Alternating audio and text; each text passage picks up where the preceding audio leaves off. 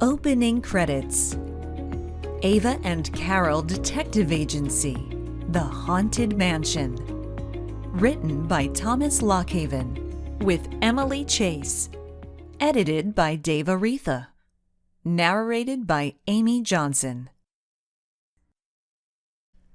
The Charter Bank was the oldest bank in Livingston, dating back to 1806. The bank had been passed down through generations of charters. Ava stood shaking her head. Why would anyone rob a bank right before Christmas?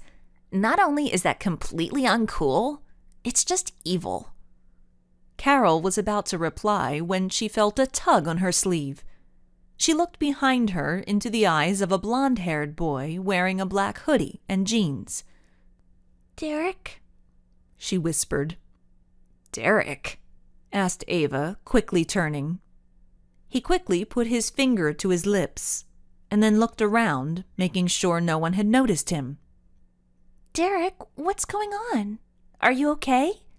asked Carol. "Yes and no," he replied. "Follow me. I can't talk here." The trio quickly skirted around the crowd and then ducked under the yellow police tape. A uniformed officer who looked like a bulldozer with a buzz cut immediately stopped them, blocking their path with his immense body. "Holy moly," whispered Ava. "I'm sorry," he said dryly. "Charter Bank is closed today." Derek Charter pulled the hood from his head. The officer immediately recognized him, replacing his stern look with a tight smile. "Morning, Mr. Charter." "Morning, Officer Tiny," said Derek. "And these are?" he prompted, motioning to the girls, obviously not happy with them being there. "Close family friends," said Derek. The officer hesitated, obviously not pleased with the situation, but nevertheless he stepped aside. "Here," said Ava, handing the officer her hot chocolate. "I just bought it, and I haven't drunk from it. You look like you could use it more than me." The officer shifted his immense frame and stared at the steaming cup of hot chocolate. A tendril of smoke wafted up to his nose. "Thank you," he replied gruffly. "You're welcome," replied Ava, giving him a massive toothy smile. The first thing that hit the girls was the acrid smell that filled the lobby. It reminded Ava of the time she was 7 years old and had jabbed a fork into the electrical outlet. Zap, sparks, and smoke, and then the lights went out.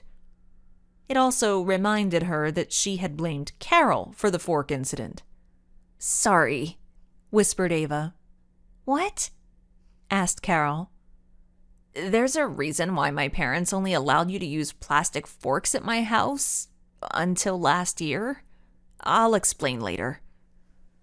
Carol gave Ava the all-too-familiar, "You're a strange human being" look, and then turned her attention to Derek. "What exactly happened?" asked Carol, looking around the bank lobby. "Someone broke into the bank last night, and we're not exactly sure when or how, and stole nearly $500,000. $500,000? gasped Ava. "I'm terribly sorry, Derek," said Carol, shaking her head. $500,000. She could barely comprehend that much money. "What will your dad do?" "He's going to do everything he can do to catch the thieves." The girls looked up as Mr. Charter walked into the bank lobby. He was elegantly dressed, his hair combed into a perfect part. You would never have known that he had been up all night. "Mr. Charter," said Carol, "we're so sorry about the robbery." "Thank you, girls. I never thought it would happen. Nearly 200 years in Livingston. This is the first time Charter Bank has been robbed." He shook his head sadly. "Dad," began Derek, somewhat unsure how to proceed. "Ava and Carol just got back from Italy. They actually helped recover an extremely valuable artifact that was stolen, and they helped the police right here." "I know," smiled Mr. Charter politely, holding up his hands. "They solved the museum robbery and helped the police catch a group of smugglers. So I just thought it wouldn't hurt to have them look around," prodded Derek gently. "That's up to them." Mr. Charter's eyes narrowed. "Do you want to see if the investigators missed anything?" Ava set her jaw and placed her hands on her hips. "Count us in." The girls followed Mr. Charter through a row of offices, down a narrow hallway to the back of the bank. At the end of the hallway, there was a huge, imposing gate made of titanium bars, blocking the entrance to the room that housed the safe. The gate made a huge clunking noise as Mr. Charter unlocked it. In the center of the room stood an enormous vault. The girls stared unbelieving at the 18-inch hole burned through the wall of the safe. "Carol, look!" gasped Ava, pointing at the hole in the safe. "The FBI believes they used a tool called a plasma cutter," said Mr. Charter. "A plasma cutter? Sounds like a sci-fi weapon," exclaimed Ava. "Yes, it does," Mr. Charter nodded. "Unfortunately, this sci-fi weapon cut a gaping 18-inch hole through 6 inches of layered steel." "How did they get all of that equipment in here without anyone noticing?" asked Carol. "Well, that's the thing. Plasma cutters come in a portable unit that looks like an oversized toolbox. They're quite portable." "Oh," replied Carol as she walked over to the safe. The door was open, revealing an upended money cart, huge bags of coins, and walls of safety deposit boxes.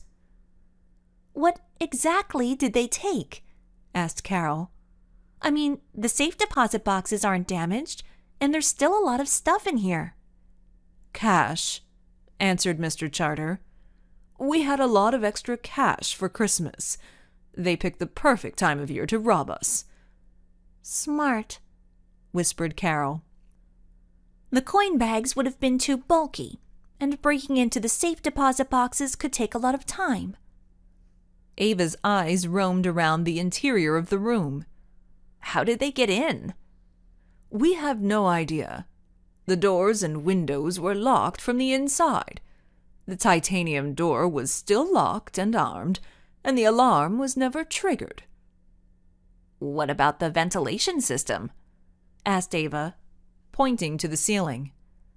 Directly above the safe was a small rectangular vent about the size of a shoebox.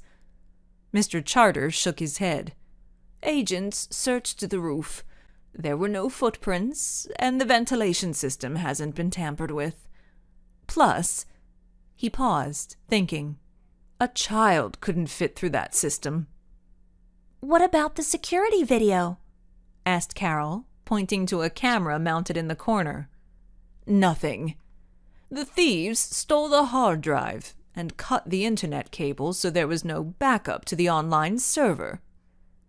Ava shook her head. "It's like they teleported here." "It was well planned," acknowledged Mr. Charter. "Nothing on the traffic cams or store cams?" asked Carol. "The police are going through store video and street cams, but these guys are professionals. They aren't hopeful." "Do you mind if we take some pictures?" asked Carol. "We promise to keep them private." Mr. Charter hesitated. "Go ahead. I have to replace this old safe anyway. It's nearly 160 years old." He placed his hand on the side of the old safe. Carol looked at him. She was sure his mind was flooded with memories. Ava and Carol spent about 20 minutes taking pictures of the vault, ceiling, walls, windows, doors, and floor. Ava asked Mr. Charter, "Did anyone take a picture of the crowd?" "No. Why?" asked Mr. Charter. Because many times, suspects come back to the scene of the crime as a part of the crowd. That way they can observe the investigation. Sounds risky. I mean, coming back to a place you just robbed, said Mr. Charter. They're usually in disguise, but you never know. I'll ask Lieutenant Norris. Mr. Charter clasped his hand and exhaled. The girls recognized this all-too-familiar pattern of body language as, "It's time to finish up here." Well, I think that we've got enough to go on for now, said Carol, smiling. We'll let you know right away if we come up with anything. Thank you, smiled Mr. Charter. He led the girls through the hallway back to the lobby. Thank you again, Ava. Thank you, Carol, he said, smiling at both girls. Let me know if you find anything. We will, the girls chorused. Derek walked with the girls onto the front steps of the bank. Thank you for taking the time to look around. It was really cool of you. We'll make this case our top priority, said Ava seriously. Thank you, Derek smiled. You guys are awesome.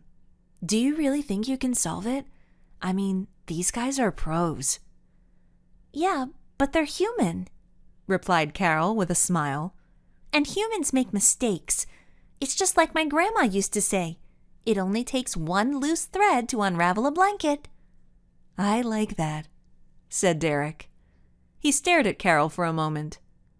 Can I add my number to your phone? Sure. Carol unlocked her phone and handed it to Derek. Be sure to share it with Ava, he smiled as he typed in the digits.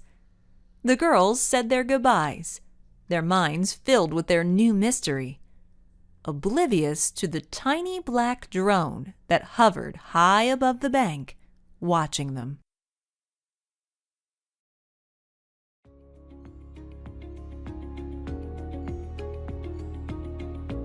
If you're enjoying Thomas Lockhaven's audiobook content, please like and subscribe. It's the best way to help out the channel.